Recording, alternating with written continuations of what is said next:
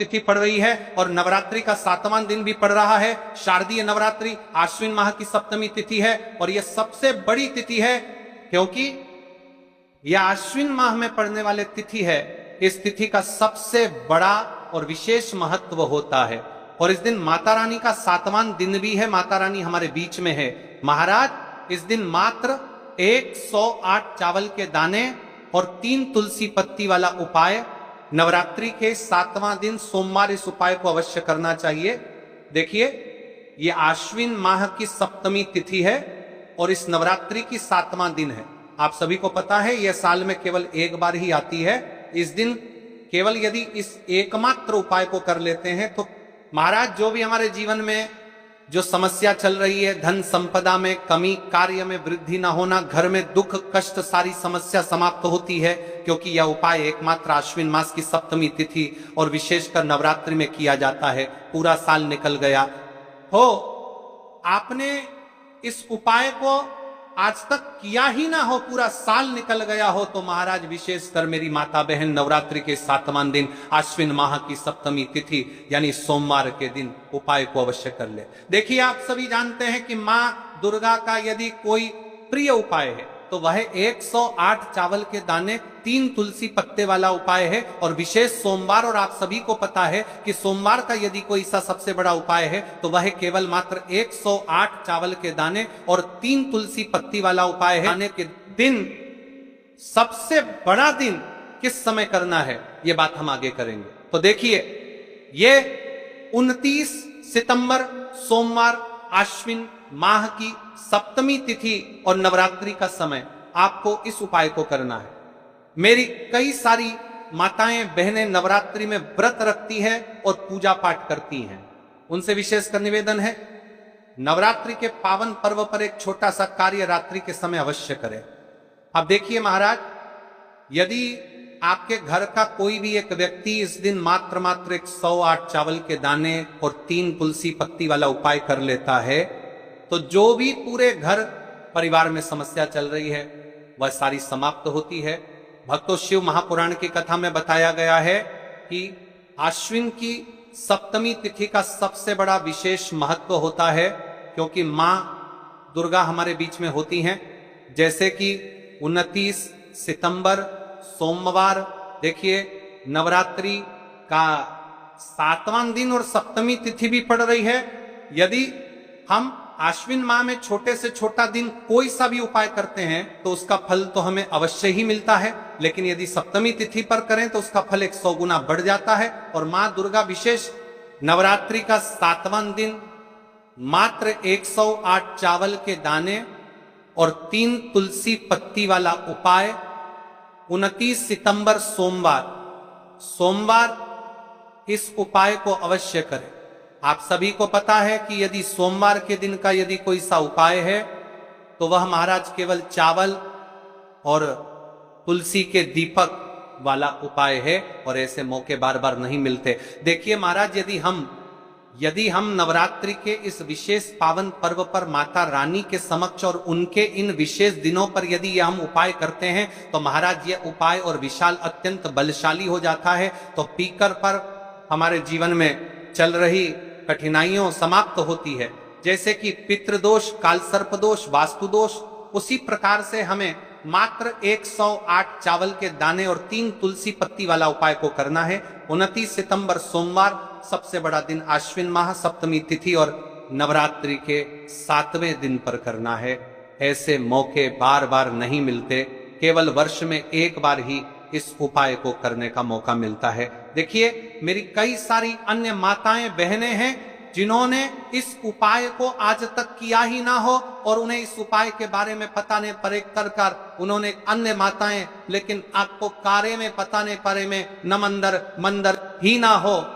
तो देखिए, आज की इस कथा से हम आपको जो उपाय बता रहे हैं उस उपाय को आपको नवरात्रि के इस 7वां दिन सप्तमी तिथि वाले दिन आपको इस उपाय को अवश्य करना है क्योंकि ये उपाय केवल विशेष तिथि पर और विशेष पावन पर्व पर ही किए जाते हैं। और देखिए, यदि इस उपाय को आपका घर का कोई एक व्यक्ति भी कर लेता है तो महाराज जी पूरे घर परिवार में चल रही समस्या साथ में समाप्त होती है। सबसे पहले आपको हम इस उपाय का महत्व बता देते हैं। चावल के दाने घर में माता लक्ष्मी का स्थायी वास करती है, क्योंकि यह स्वर्ण समर्पण वाला उपाय है और इस उपाय को हम नवरात्रि के 7वें दिन पर कर रहे हैं। तो महाराज, यदि लक्ष्मी की समस्या है तो वह समस्या भी समाप्त होगी जो आपकी मुश्किल समस्या समाप्त होती हैं। और एक चुटकी हल्दी वाला दीपक यह शुभ का संकेत है, यानी विवाह में अड़चन आ रही है या फिर कोई कार्य में, तो उसमें अवश्य सफलता प्राप्त होगी। इस उपाय को करने का तो फल हमें मिलता ही है, लेकिन यदि किसी विशेष तिथि पर किया जाए तो उसका भी हमें फल प्राप्त होता है। आश्विन माह, ये महीना मां दुर्गा को समर्पित है। देखिए महाराज जी, हमने हमारी पिछली बार की कई सारी शिव महापुराण की कथाओं में आपको इस उपाय को अच्छे तरीके से बताया भी है और समझाया भी है, लेकिन आज एक बार फिर से हम आपको इस उपाय को समझाएंगे, क्योंकि 29 सितंबर सोमवार का दिन सबसे बड़ा और विशेष दिन है। देखिए, यदि आपने इस मात्र 108 चावल के दाने और 3 तुलसी पत्ती वाला उपाय को कर लिया तो आपको इस उपाय का वह फल मिलेगा जिसकी आपने कभी कल्पना भी ना करी होगी। देखिए महाराज जी, जो मनोकामना बड़े बड़े पूजा पाठ से पूर्ण नहीं होती, वह केवल इस आश्विन माह की सप्तमी तिथि के दिन, मां दुर्गा का 7वां दिन, मात्र 108 चावल के दाने और 3 तुलसी पत्ती वाला उपाय को करने से पूर्ण हो जाती है। देखिए, मेरी कई सारी माताएं बहनें हैं जिन्हें पता भी नहीं है कि उनके जीवन में जो समस्या चल रही है उसका कारण क्या है, यानी कि मुख्य कारण क्या है, किस वजह से ये समस्या, मतलब भाई जीवन में जो अटकने आती हैं जिनका कारण अक्सर हमें पता ही नहीं चलता।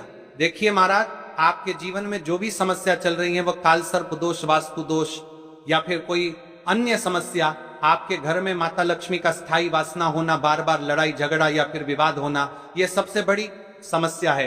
तो महाराज, यदि हम माता रानी के इस पावन पर्व पर इस अश्विन माह में सप्तमी तिथि के दिन इस उपाय को करते हैं तो जो भी समस्या चल रही है वह सारी समस्या समाप्त होती है। इस उपाय को आपको किस प्रकार करना है, सामग्री कहां से लेनी है, किस समय करना है, कैसे करना है, ठीक है, तो आपको इस कथा के अंतिम तक बने रहना है।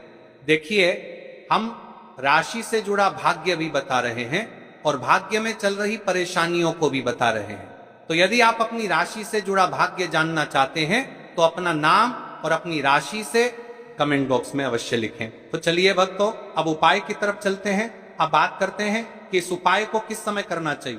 देखिए महाराज जी, इस उपाय को करने के 2 समय बताए गए हैं, सुबह का समय, प्रदोष काल का समय। कई सारी माता बहनें सुबह के समय इस उपाय को करना चाहती है तो वह सुबह के समय इस उपाय को कर सकती है। सुबह का समय सबसे शुभ माना जाता है, विशेषकर पूजा पाठ और उपासना के लिए सुबह का समय बहुत उत्तम है। सबसे श्रेष्ठ समय सुबह 7 बजे से 8 बजे तक यदि कोई व्यस्त है और वह इस उपाय को करना चाहते हैं तो सुबह 10 बजे तक कर सकते हैं।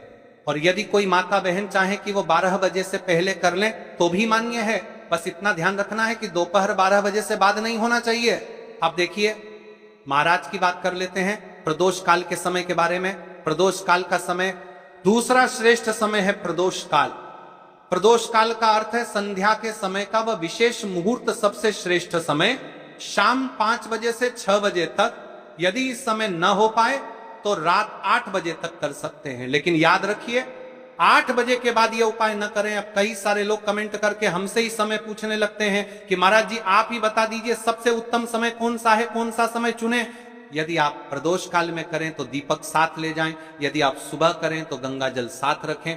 दोनों समय पर भगवान विष्णु प्रसन्न होते हैं, आप किसी भी समय कीजिए। अब देखिए, बात कर लेते हैं इस उपाय की सामग्री के बारे में कि इस उपाय के लिए आपको क्या कर रहे हैं।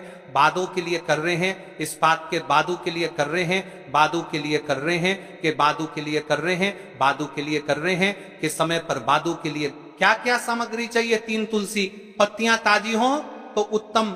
यदि एकादशी का दिन है तो तुलसी नहीं तोड़नी चाहिए। ऐसे में घर में रखी सूखी तुलसी पत्तियां भी उपयोग में ली जा सकती हैं। यदि आपके घर में तुलसी का पौधा नहीं है तो आप किसी पड़ोसी या परिचित से ले सकते हैं। देखिए, भगवान विष्णु को हल्दी अत्यंत प्रिय है, तो अब हमें हल्दी लेना है।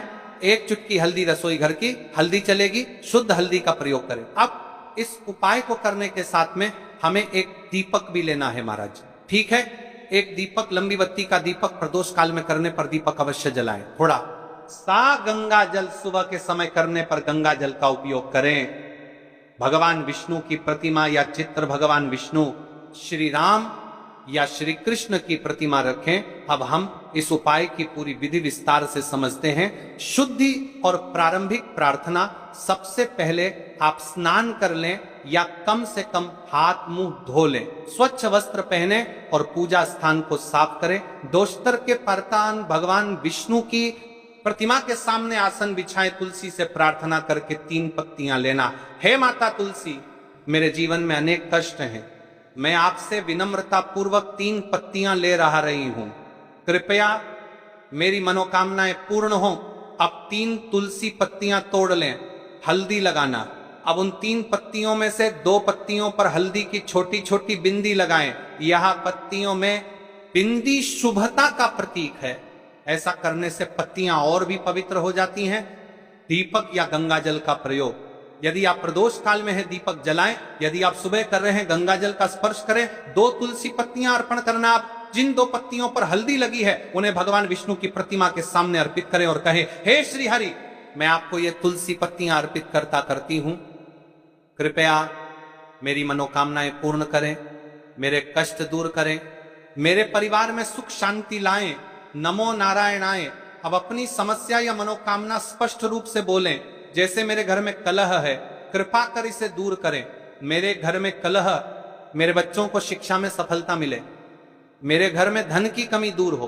तीसरी तुलसी पत्ती का प्रयोग, अब बची हुई तीसरी पत्ती को आप घर के किसी शुभ स्थान पर रख दें, जैसे घर का मंदिर, धन स्थान, तिजोरी, अलमारी या घर का पवित्र स्थान। ये पत्ती आपके घर में समृद्धि और शुभता का प्रतीक बनेगी। अंत में भगवान विष्णु से प्रार्थना करें, हे विष्णु भगवान, आपने ये छोटी सी भक्ति स्वीकार की, कृपा कर मेरे जीवन में शांति और सुख प्रदान करें। फिर तुलसी माता को धन्यवाद दें। मंत्र जाप, उपाय करते समय आप सरल मंत्र जप सकते हैं, नमो नारायणाय 11 बार या श्री विष्णवे नमः 21 बार उपाय करने के बाद का फल। अब देखिए महाराज जी, इस उपाय का फल क्या होता है? घर में शांति बनी रहती है, धन की वृद्धि और आर्थिक स्थिरता आती है, मनोकामनाएं धीरे धीरे पूर्ण होती हैं, परिवार में प्रेम और सौहार्द बढ़ता है, रोग और बाधाएं दूर होती हैं। तो भाइयों और माताओं, यह था 3 तुलसी पत्तियों और हल्दी का उपाय। यह उपाय छोटा है, सरल है, लेकिन इसमें अपार शक्ति छुपी हुई है। श्रद्धा और विश्वास से इसे करें, भगवान विष्णु और तुलसी माता अवश्य प्रसन्न होंगे। अब चावल के दाने वाला उपाय सुन लो। देखिए, 108 चावल के दाने और एक हल्दी के दीपक के उपाय के बारे में। तो देखिए, 108 अखंड चावल के दाने और हल्दी का दीपक, तो भोलेनाथ की कृपा से मनोवांछित फल प्राप्त होता है। आज मैं आपको हर छोटे छोटे चरण को विस्तार से समझाऊंगा। कई सारी माता बहनें उपाय को बहुत जल्दी करती है और फिर कहती है, शिव हमसे प्रसन्न नहीं होते, सबसे पहले मन को शांत कर लो। सुबह हो तो नित्य स्नान करके स्वच्छ वस्त्र पहन लो, यदि प्रदोष काल में कर रहे हो तो भी साफ सुथरे कपड़े पहनो, मन में सच्ची श्रद्धा और विश्वास हो, यही सबसे बड़ा साधन है। आत्मा में अहंकार या जलन न रखो। उपाय केवल शिव मंदिर में किया